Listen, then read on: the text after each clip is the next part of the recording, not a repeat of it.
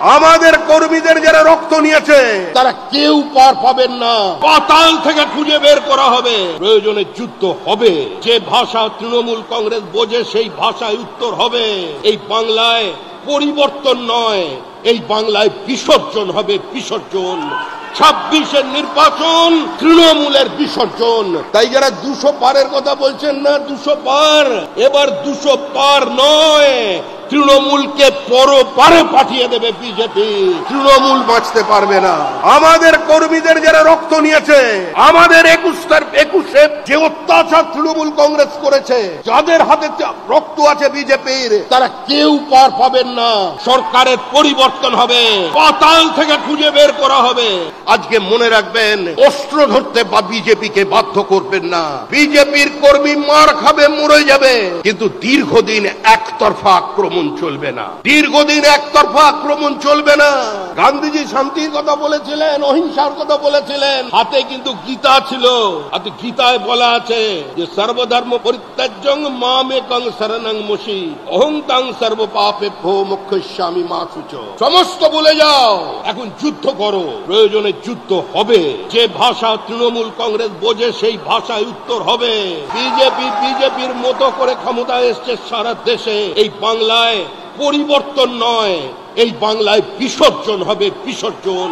26-এর নির্বাচন তৃণমূলের বিসর্জন। সিপিআইএম এর 2011 সালের ব্রিগেড দেখে কেউ বিশ্বাস করেছিলেন এই মানুষ, এই পার্টিটা হারতে চলেছে, সিপিএম হারবে, সিপিএম এর পরাজয় নিশ্চিত? কেউ বিশ্বাস করতে পেরেছিলেন যে পলিটিক্স এর ল্যাটারাল এন্ট্রি নেওয়া একজন ব্যুরোক্র্যাট, সিপিআইএম এর সবচেয়ে পরিচ্ছন্ন মুখ বুদ্ধদেব ভট্টাচার্য, তাকে হারিয়ে দেবেন 50,000-এর বেশি ভোটে? কারোর বিশ্বাস ছিল না। দক্ষিণ হাওড়ার যুব মোর্চার সম্পাদক থেকে আজকে এখানে এসে দাঁড়িয়ে সভাপতি হয়েছে। আজকে আমারই বিশ্বাস করতে কষ্ট হচ্ছিল। ভাই অমিত মালভি আমাকে বললেন, আপনার why are you so tense, আপনি কি একটু নার্ভাস লাগছেন, আপনি এত হয়ে যাচ্ছেন কেন, গম্ভীর হয়ে যাচ্ছেন কেন? আসলে বিশ্বাস করুন, প্রথম যখন বিধানসভায় জিতেছিলাম 15 মিনিট বিশ্বাস করতে পারিনি যে পশ্চিমবঙ্গে বিধানসভায় কেউ জিততে পারে। 15 মিনিট বিশ্বাস করতে পারিনি। আমি কোনো অতিরঞ্জিত কথা বলছি না। 15 মিনিট পরে বুঝতে পেরেছিলাম বিজেপি জিতেছে। তাই পুরনো সেই দিনের কথা সে কি ভোলা যায়? সন্দেশখালীতে আমরা সন্দেশখালীর ভাষায় জবাব দিয়েছিলাম। আনন্দ মালিক খুন হয়েছিল 90-এর দশকে রাজবোলহাটে, আমরা পাল্টা দিয়েছি। আমাদের কর্মী খুন হয়েছিল জঙ্গিপুরে, আমাদের দেখবার জন্য গিয়েছিলেন রবিশঙ্কর প্রসাদ, কঙ্কা টুডুর বদলা আমরা দেখিয়েছি। আমরা পশ্চিম মেদিনীপুরের সিপিআইএম সহ অতি বামেরা যে ভাষা বুঝে সেই ভাষায় দেখিয়েছি। আজকে মনে রাখবেন, অস্ত্র ধরতে বা বিজেপিকে বাধ্য করবেন না। বিজেপির কর্মী মার খাবে, মরে যাবে, কিন্তু দীর্ঘদিন একতরফা আক্রমণ চলবে না। দীর্ঘদিন একতরফা আক্রমণ চলবে না।